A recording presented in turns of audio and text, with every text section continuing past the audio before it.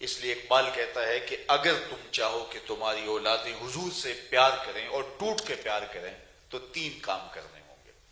سب سے پہلا کام کہ اپنی اولاد کو کثرت کے ساتھ حضور پہ درود پڑھنا سکھاؤ، ان کے سینے میں حضور کا پیار پیدا ہوگا۔ درود حضور کی محبت کی نشأت کا سبب ہے، اور درود پاک کا سب سے بڑا فائدہ یہ ہے جو میرے اور آپ کے آقا و مولا نے ارشاد کیا کہ قیامت کے دن میرے سب سے قریب وہ ہوگا، میرے سب سے نیڑے وہ ہوگا جو میرے اوپر کثرت کے ساتھ درود پڑھنے والا ہوگا۔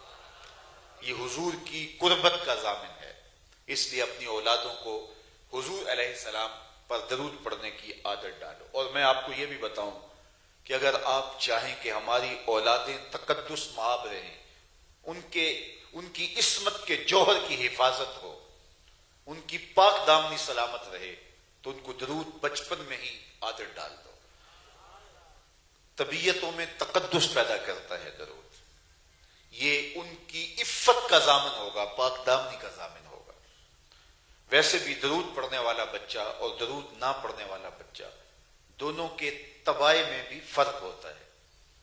آپ کے بچے اکھڑ ہیں، سخت مزاج ہیں، بات نہیں مانتے، تو اس کا علاج یہ ہے کہ ان کو درود کی تسبیح دیں، ان کی طبیعتوں میں لطافت آنا شروع ہو جائے گی۔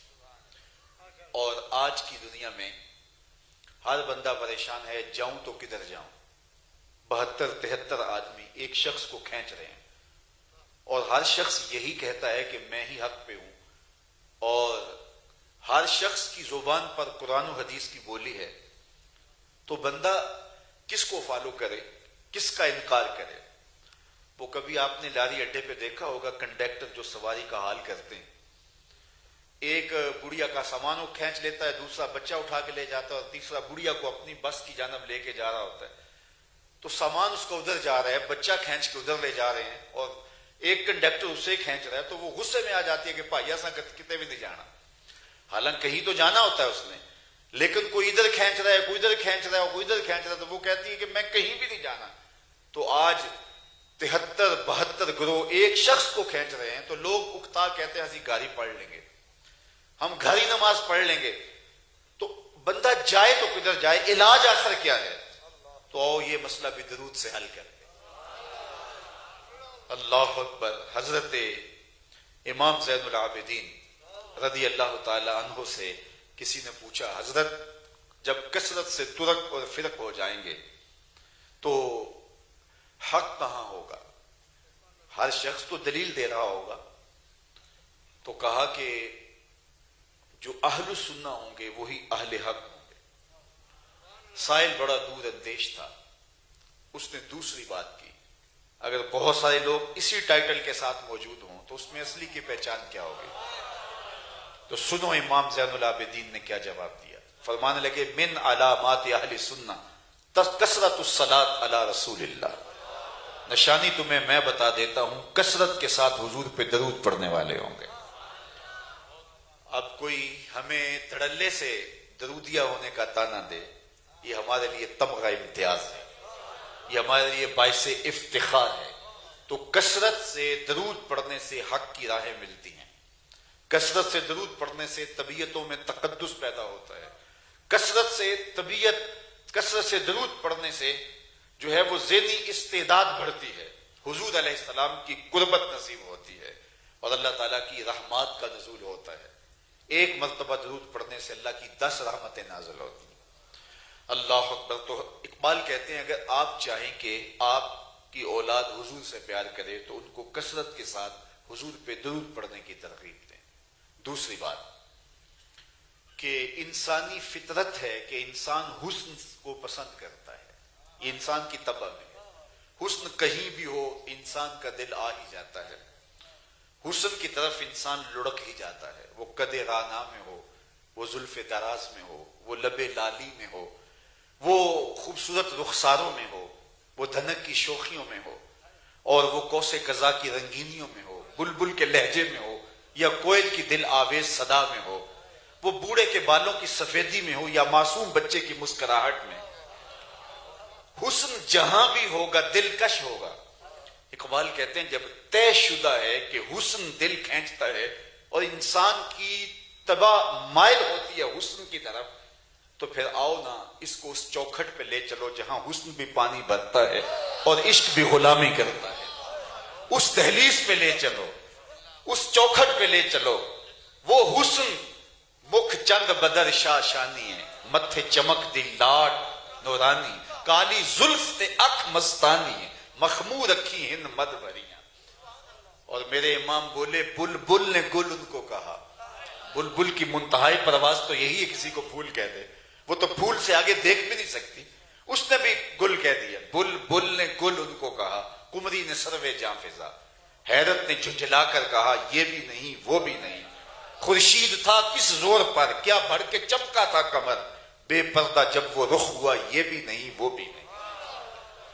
تو کہا کہ انسانی طبع میں یہ چیز رکھی گئی ہے کہ وہ حسن کی طرف مائل ہوتا ہے. تو پھر اس کو شہنشاہ حسینہ کی چوکھٹ پہ لے آؤ، حضور کے شمائل کا ذکر سناؤ، حضور علیہ الصلوۃ والسلام کے مبارک حسن کا تذکرہ اس کے سامنے رکھو، تو پھر اس کے سینے میں حضور علیہ السلام کا پیار پیدا ہوگا. تیسری بات، کسی شخص کی سیرت کسی کو متاثر کرتی ہے. اور آج کی دنیا میں آج لوگ کہتے ہیں کریکٹر اور کردار کی بات کرو. تو اگر انسانی زندگی کسی کے کردار سے متاثر ہوتی ہے تو کائنات کے اندر کوئی ایسا کردار ہے ہی نہیں جیسا کردار میرے اور آپ کے آقا و مولا کا ہے. تو وہ کہتے ہیں کہ حضور کی سیرت کی کہانیاں اپنی اولاد کو سناؤ. اس کا لازمی نتیجہ یہ ہوگا کہ ان کے سینے میں حضور کا پیار پیدا ہوگا. وہ سیرت جس کے بارے میں ام المومنین سیدہ عائشہ سلام اللہ علیہا فرماتی ہیں کان خلقہ القرآن. ان کی سیرت کے جب رنگ دیکھنے ہیں تو قرآن کھول کے بیٹھ جاؤ.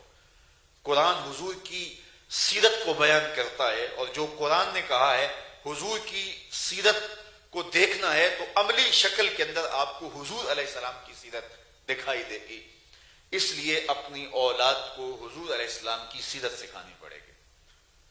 کسی شخص کی محبت، کسی شخص کا پیار دل میں ڈالنے کے لیے اس کے فضائل و مناقب بیان کیے جاتے ہیں. یہ دنیا کا ضابطہ ہے. اس کی عظمتوں کے باب چھیڑے جاتے ہیں. میں کہتا ہوں کہ میں آپ سے کہتا ہوں کہ اگر کوئی شخص یہ کہے کہ حضور دیوار کے پیچھے بھی نہیں جانتے، میں چھوڑوں اس عنوان کو کہ اس کے دلائل کیا ہیں، لیکن کیا آپ کی اولاد کے سینے میں حضور کی طرف رغبت اور محبت پیدا ہوگی؟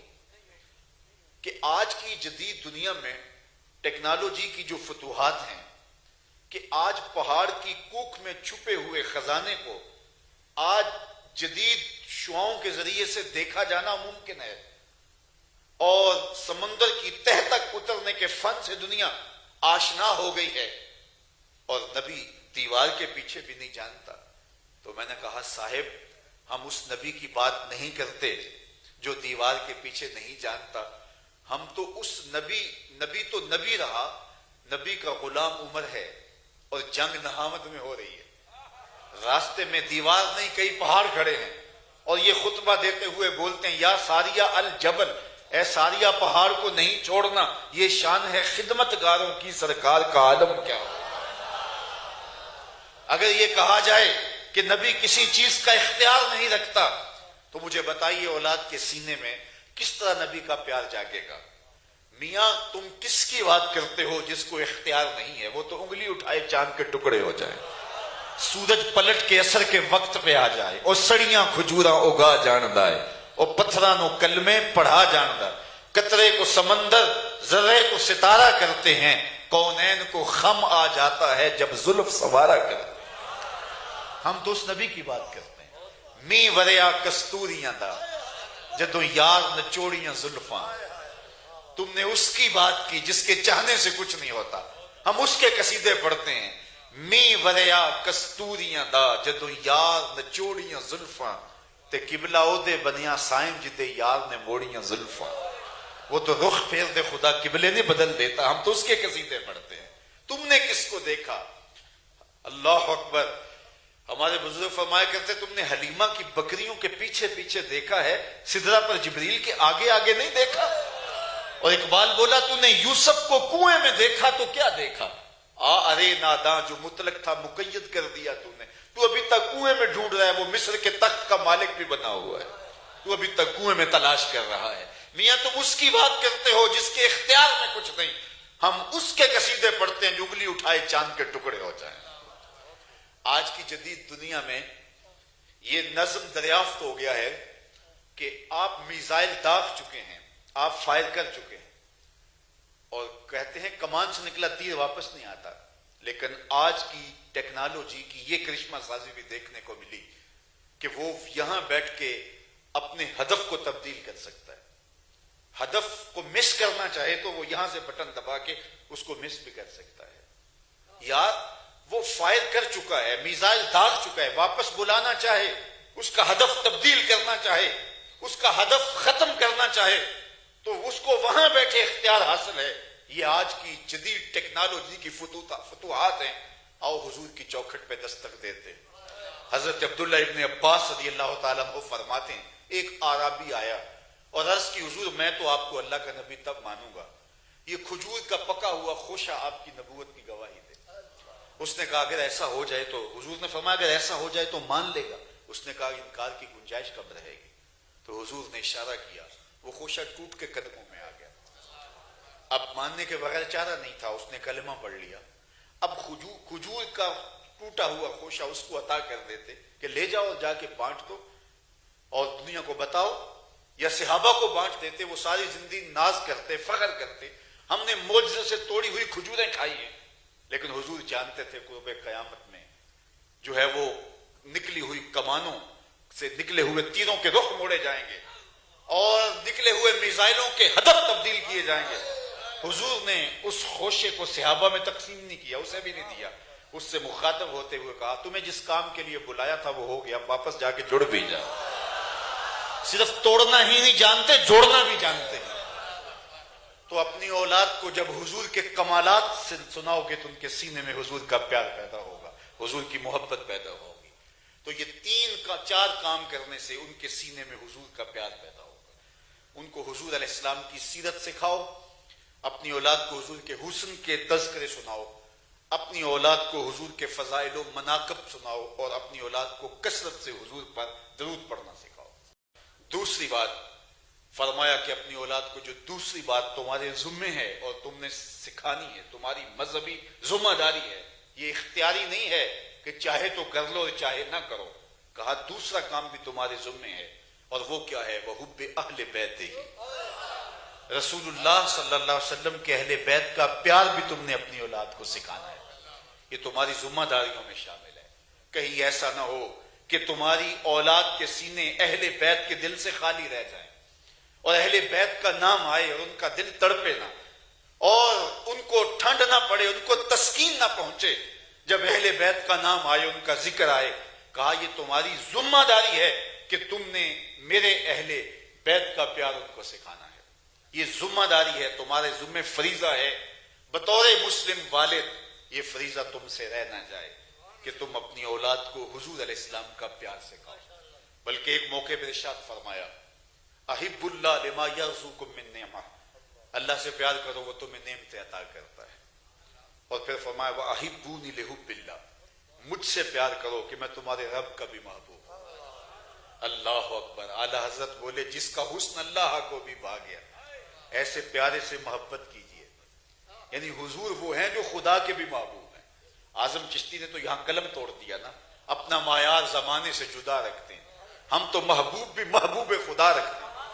کوئی گلیوں میں آوارہ گھومنے والا شخص ہمارا محبوب تھوڑا ہی ہے کہ اس کا نام بھی چھپاتے پھریں شرم سے۔ ہمارا تو محبوب وہ ہے جو خدا کا بھی محبوب ہے۔